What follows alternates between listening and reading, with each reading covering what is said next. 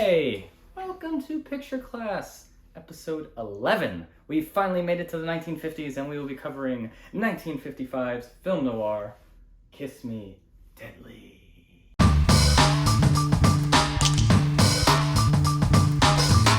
This film came out in 1955, produced and directed by Robert Aldridge. It has a 7.6 on the Internet Movie Database. It has a 98% on Rotten Tomatoes by critics, 84%, oof, that's low, based on the audience scores. It is based off a book of the same name by Mickey Spillane, who actually did not really like this movie because it's a very loose adaptation of his book. We'll get more to that in a minute. It stars Ralph Meeker, Albert Decker, Paul Stewart, Maxine Cooper, and Gabby Rogers. It was on this Copper Commission's 1955 #1 menace to youth today was this film. It was very controversial at its time. It is also in the National Film Registry. It's not written on here, but it is.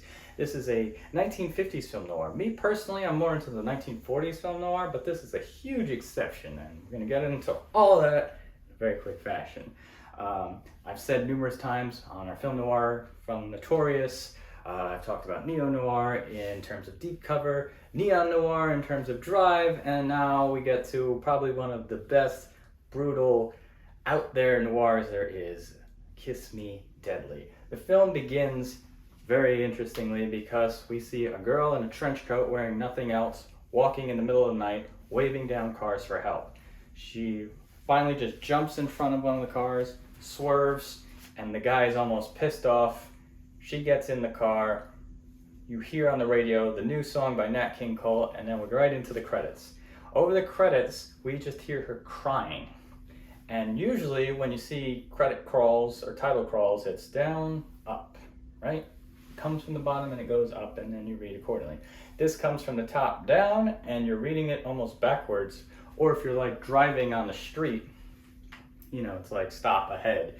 Something like that. It's a very different perspective, and it's all about changing your expectations.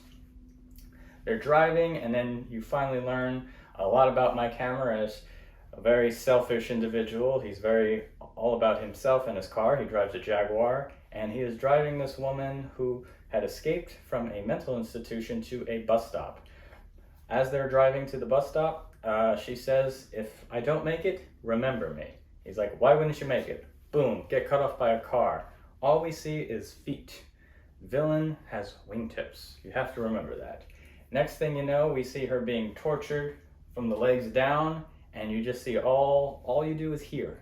You don't get to see what's happening, you hear it.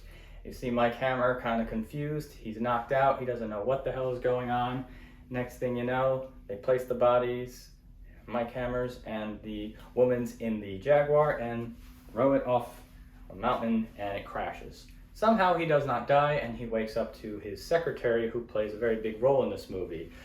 His secretary is madly in love with him, if you cannot tell, very obvious, and she also assists him in a lot of his endeavors. He is a adulterer investigator, pretty much. He does a lot of dirty pictures. Not very well-liked guy. He's kind of a sleazeball. And he has a relationship with the police, obviously, because he works with them in tandem. And at the beginning of the movie, because of him being him, they take away his gun and his license to prevent him from going after this case that he is on. Him being stubborn, he decides to go full force anyway. Mike Hammer in this movie is one of the most brutal, nasty, narcissistic characters probably ever. But specifically in film noir, he's not a flawed hero. He is just a brutish bastard. He beats the living shit out of people with no remorse, and sometimes he has a big smirk on his face when he does it. He's a big bully, and he doesn't really care. He's a womanizer. You see him kiss at least 6 different women, and it's almost comical, because every time there's a woman, he's just going to kiss her, and you're like, okay. And you think, well, they let this kind of movie happen in the 1950s? This is also an independent film, so a lot of it is on location. Films during this point were still much relegated to the studio, so this is a very big welcome change. You see some incredible shots, including that opening drive with Mike Hammer and the woman crying in the Jaguar, the camera is on the back of the car. You don't usually see that in this time period. It would usually be a rear projection with a, stock car. It's not real and it's kind of hollowed out. But this movie has so much life into it, and every single character is important. A lot of times film noir, like we discussed in Notorious or Deep Cover, it kind of seems almost disconnected with reality. This one has a little more in touch with reality because there's so many characters. He meets a lot of people and they all are rich, very fully developed supporting actors, characters, because the actors make it so well. When you see any character comes on the screen, you remember them, you like them, and you're just like, wow, they're very rich. It's a very rich world. There's no one's just like, I forgot them as soon as they left the screen. You're just like, damn, what the heck kind of movie is this? Also, we see the 1950s answer to an answering machine, which is just freaking awesome if you ask me. And you see a lot of this detective stuff with a 1950s Cold War fear.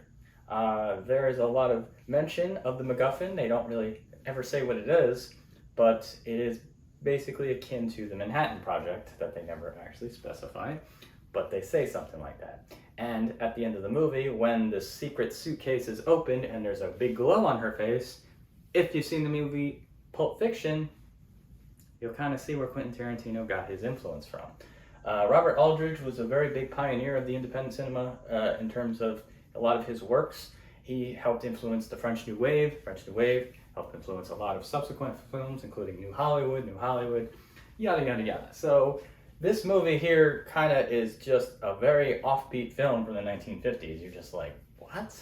It's kind of cool how the 1950s had this, Night of the Hunter, which I was originally going to do, as well as Sweet Smell of Success. These films are so important and they almost transcend like their decade, because it's like they were probably amongst the most remembered films, but at the time we're just like, this is different. There's something very raw and humane. This movie feels very lived in. This world feels lived in. This is Los Angeles, and it is so beautifully shot. There's shot after shot. You just really enjoy the black and white photography, as well as being the 1950s, widescreen was available. So this is a widescreen film noir, even though film noir is a style, but it would just be a crime film. And you get this brutish character, you have very loose women, which you don't really see in this time period so much as obvious as you do in here. And it's also the violence, sometimes you see it, it's just the way it's shot. You'll see a guy comes up to him, you don't even see what he does, but he knocks the guy the hell out. All right, so Mike Hammer doesn't take any shit. He's the well-dressed, very, very full of himself, but he knows how to handle himself. And it's a very unique take on this character who Mickey Spillane eventually played the character Mike Hammer. The character he created, he played him in a movie, The Girl Hunters, I believe in the 1960s, which was decent, a little bit forgettable. But this movie is absolutely incredible. It's not available on any streaming. I highly, highly recommend this film because it is probably one of my favorite film noir, maybe one of my favorite films. I don't know, every time I watch it, I'm like, why the hell has it been so long since I watched it? So, fulfilling our promise from episode 1 to do the 1950s, we've made it 10 episodes later to the 1950s, and we have subsequently covered all decades, even though we kind of cheated in the silent episode. So from henceforth, we're going to try to do something different. If you have any suggestions, please email me at qualityattempted@gmail.com. Join us in our Quality Attempted universe. Who the hell knows what that means? Go for it. Give us a follow on Instagram. Who knows? Maybe you'll find something you'll like. Next week will be our first suggestion fan from fan of the show. Fan of the show, Christian. We will be covering Back to the Future. I wasn't sure if he meant the first movie or the whole trilogy, so we're just going to be nice and do the whole damn trilogy. So, whoa, this is heavy. Give us a like if you like this. Subscribe. It helps with that algorithm, and it could push this content to more people, and more of this crap could be out there. It could be equivalent with that other crap that you watch. It's just a bunch of crap. Come on, huh?